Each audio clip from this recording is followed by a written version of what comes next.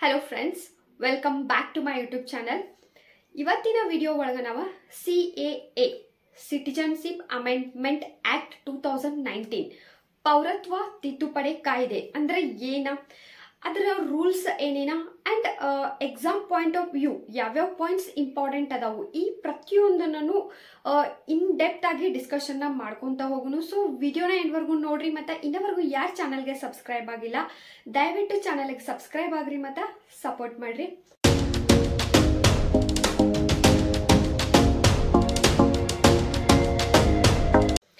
So ಪೌರತ್ವ ತಿದ್ದುಪಡಿ ಕಾಯ್ದೆ. ಸೊ ಫಸ್ಟ್ ಪೌರತ್ವ ಅಂತಂದ್ರೆ ಏನ?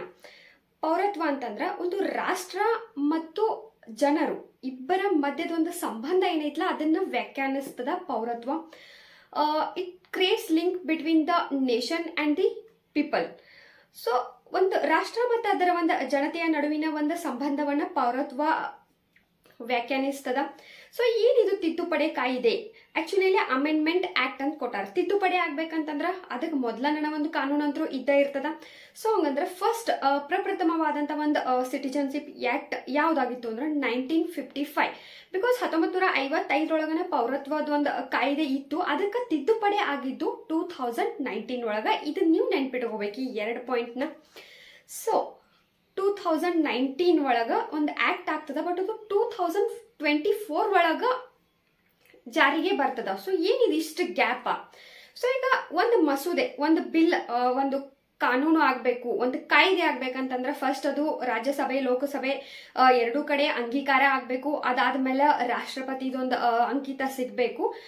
ಅದಾದ ತಕ್ಷಣ ಅದು ಕಾನೂನು ಆಗ್ತದ? ಇಲ್ಲ, ಅದನ್ನ ಫೈನಲಿ ಒಂದು ಗೌರ್ಮೆಂಟ್ ಏನೈತಲ್ಲ ಸೆಂಟ್ರಲ್ ಗೌರ್ಮೆಂಟ್ ನೋಟಿಫೈಡ್ ಮಾಡ್ಬೇಕು, ಅಂದಾಗ ಅದು ಕಾನೂನು ಆಗ್ತದ.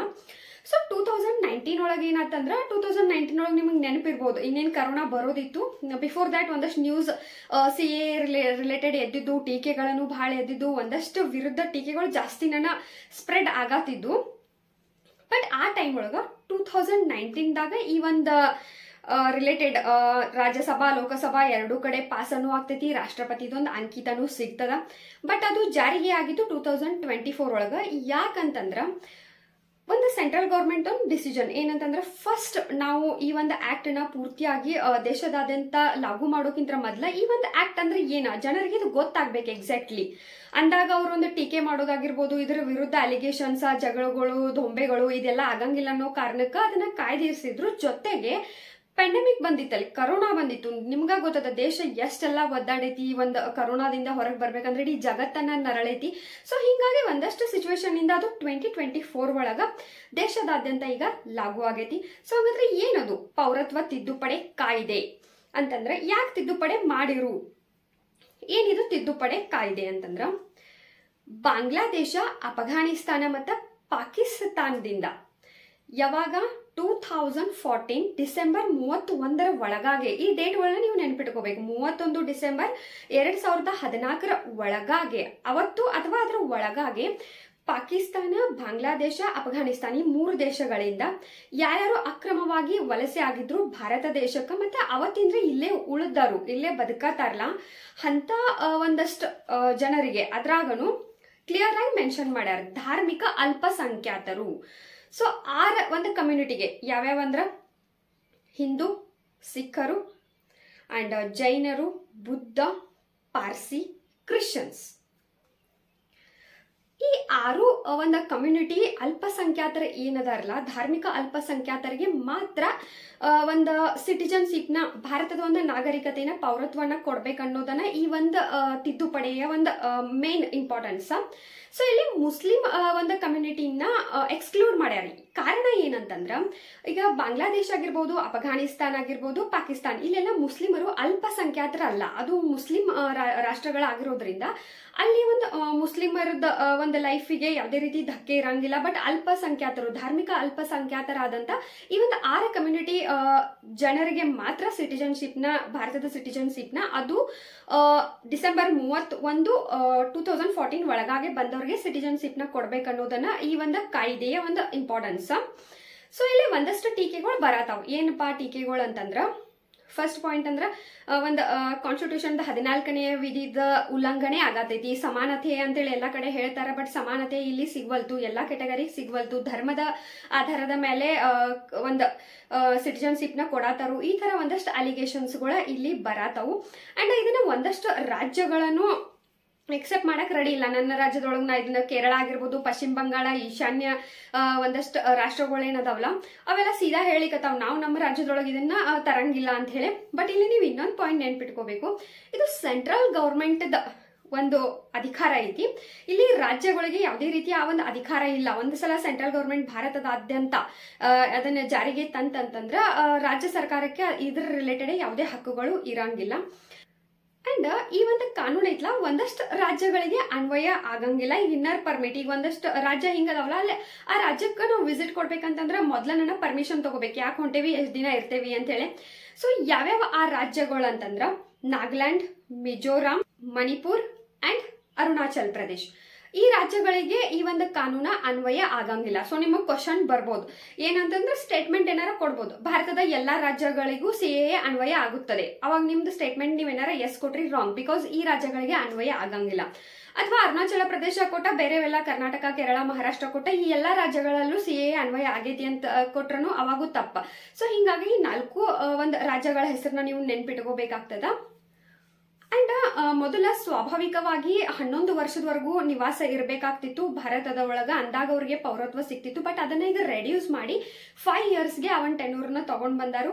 ಅಂಡ್ ಈ ಪೌರತ್ವ ಕೊಡೋದ್ರ ಮೇನ್ ಇಂಟೆನ್ಷನ್ ಏನಂದ್ರ ಮಾನವೀಯತೆಯ ಒಂದು ಆಧಾರದ ಮೇಲೆ ನಮ್ಮ ಒಂದು ದೇಶದೊಳಗ 2014ಕ್ಕಿಂತ ಮೊದ್ಲ ಯಾರ್ಯಾರು ಬಂದಾರಲ್ಲ, ಬಹಳ ವರ್ಷದಿಂದ ಅವ್ರ ನಮ್ಮ ದೇಶದೊಳಗ ಬದುಕಾತಾರು. ಬಟ್ ಅವ್ರಿಗೆ ಯಾವುದೇ ರೀತಿ ವೋಟಿಂಗ್ ಮಾಡೋ ಹಕ್ಕಾಗಿರ್ಬೋದು, ಅಥವಾ ಭಾರತೀಯರ ತರ ಬದುಕುವಂತ, ಘನತೆಯಿಂದ ಬದುಕುವಂತ ಒಂದು ಸ್ವತಂತ್ರ ಇಲ್ಲ, ಒಂದು ಪ್ರಾಪರ್ಟಿ ಪರ್ಚೇಸ್ ಮಾಡುವ ಒಂದು ಸ್ವತಂತ್ರ ಅವ್ರಿಗಿಲ್ಲ. ಸೊ ಹಿಂಗಾಗಿ ಮಾನವೀಯತೆಯ ದೃಷ್ಟಿಯಿಂದ ಅವ್ರೆಲ್ಲರಿಗೂ ಭಾರತೀಯ ಒಂದು ಸಿಟಿಜನ್ಶಿಪ್ ನ ಕೊಡಬೇಕು ಅನ್ನೋದನ್ನ ಈ ಒಂದು ಕಾನೂನಿನ ಇಂಟೆನ್ಷನ್ ಆಗೈತಿ.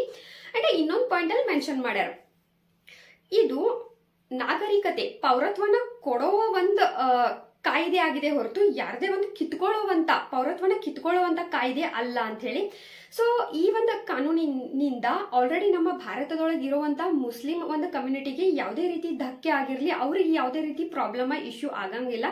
ಇದು ಏನಿದ್ರು ಯಾವಾಗ ಒಂದಷ್ಟು ಅಫ್ಘಾನಿಸ್ತಾನ, ಪಾಕಿಸ್ತಾನ, ಬಾಂಗ್ಲಾದೇಶದಿಂದ ಬಂದಂತ ಹಿಂದೂ, ಸಿಖ್, ಕ್ರಿಶ್ಚಿಯನ್, ಬೌದ್ಧ, ಪಾರ್ಸಿ ಅಂಡ್ ಜೈನ್ ಕಮ್ಯುನಿಟಿ ಅದಾವಲ್ಲ, ಆ ಒಂದು ಧಾರ್ಮಿಕ ಒಂದು ಅಲ್ಪಸಂಖ್ಯಾತರಿಗೋಸ್ಕರ ಅವರಿಗೆ ಸಿಟಿಜನ್ಶಿಪ್ ನ ಕೊಡೋದೊಂದ ಇಲ್ಲಿ ಮೇನ್ ಇಂಪಾರ್ಟೆನ್ಸ್ ಅದ ಹೊರತು ಬೇರೆ ಯಾರಿಗೂ ಧಕ್ಕೆ ತರುವ ಒಂದು ಇಂಟೆನ್ಷನ್ ಅಥವಾ ಒಂದು ಇಶ್ಯೂ ಈ ಒಂದು ಆಕ್ಟ್ ಒಳಗ ತಿದ್ದುಪಡಿ, ಒಂದು ಮಸೂದೆ ಒಳಗ ತಿದ್ದುಪಡಿ ಒಂದು ಆಕ್ಟ್ ಒಳಗ ಇಲ್ಲ. ಇದನ್ನ ನ್ಯೂ ಪಾಯಿಂಟ್ ನ ಕನ್ಸಿಡರ್ ಮಾಡ್ಕೋಬೇಕು.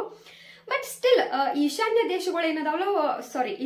ರಾಜ್ಯಗಳು ಏನದಾವಲ್ಲ ಅವು ಈ ಒಂದು ಕಾನೂನ ಹೆವಿ ಟೀಕೆ ಮಾಡತ್ತಾವ. ಅಂದ್ರೆ ನಾವು ತಗೊಳಂಗೇ ಇಲ್ಲ, ಇದು ನಮಗ್ ಇಷ್ಟ ಇಲ್ಲ. ಯಾಕಪ್ಪ ಅಂತಂದ್ರ ಅಲ್ಲಿ ಬಾಂಗ್ಲಾದೇಶ್ ನಿಯರ್ ಇರೋದ್ರಿಂದ ಬಾಂಗ್ಲಾದೇಶದ ಬಹಳಷ್ಟು ವಲಸೆ ಜನ ಏನಾರ ಬಂದ್ರು, ನಮ್ಮ ಒಂದು ರಾಜ್ಯಗಳೊಳಗೆ ಬಂದ್ರು, ಅವಾಗ ಅವ್ರು ನಮ್ಮ ಸಂಸ್ಕೃತಿ ಮೇಲೆ ಅವ್ರದ್ದು ಇಂಪ್ಯಾಕ್ಟ್ ಬೀಳ್ತೈತಿ, ನಮ್ಮ ಸಂಸ್ಕೃತಿ ವಲ್ನರೇಬಲ್ ಆಗ್ತೈತಿ.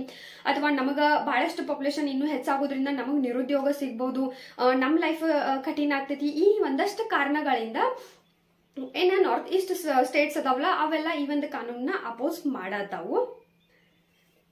ಇನ್ನ ಒಂದಷ್ಟ ಟೀಕೆಗಳಂತೂ ಬರತಾವು, ಇಲೆಕ್ಷನ್ ನಿಯರ್ ಐತಿ ಅದ್ರ ಸಲುವಾಗಿ ಇಂಥವೆಲ್ಲ ಆಕ್ಟ್ಗಳನ್ನೆಲ್ಲ ಮಾಡತಾರ ಅಂತ ಹೇಳಿ. ಸೊ ಅದನ್ನೆಲ್ಲ ನೀವು ಮೈಂಡ್ ಒಳಗೆ ಇಟ್ಕೋಕ್ ಹೋಗ್ಬೇಡ್ರಿ. ನಿಮಗ್ ಬೇಕಾಗಿರೋದೇನ ಮೇನ್ ಏನೇನದಾವು, ಯಾವಾಗ ಆಕ್ಟ್ ಬಂತು, ಆಕ್ಟ್ ಅಂದ್ರೆ ಏನ, ಯಾವ್ಯಾವ ದೇಶಗಳ ಜನರಿಗೆ ಸಿಟಿಜನ್ಶಿಪ್ ನ ಕೊಡತಾವ್ರು, ಯಾವ್ಯಾವ ಕಮ್ಯುನಿಟಿದವ್ರಿಗೆ ಕೊಡತಾರು, ಇದಿಷ್ಟ ಪ್ರಿಲಿಮ್ಸ್ ಪಾಯಿಂಟ್ಸ್ ಆಫ್ ವ್ಯೂ ಇಂದ ನಿಮ್ಗೆ ಇಂಪಾರ್ಟೆಂಟ್. ಪ್ರಿಲಿಮ್ಸ್ ಆಗಿರ್ಬೋದು, ಇನ್ MCQ ಟೈಪ್ ಕ್ವಶನ್ಸ್ ಕೇಳ್ತಾರಲ್ಲ ಅಲ್ಲೇ.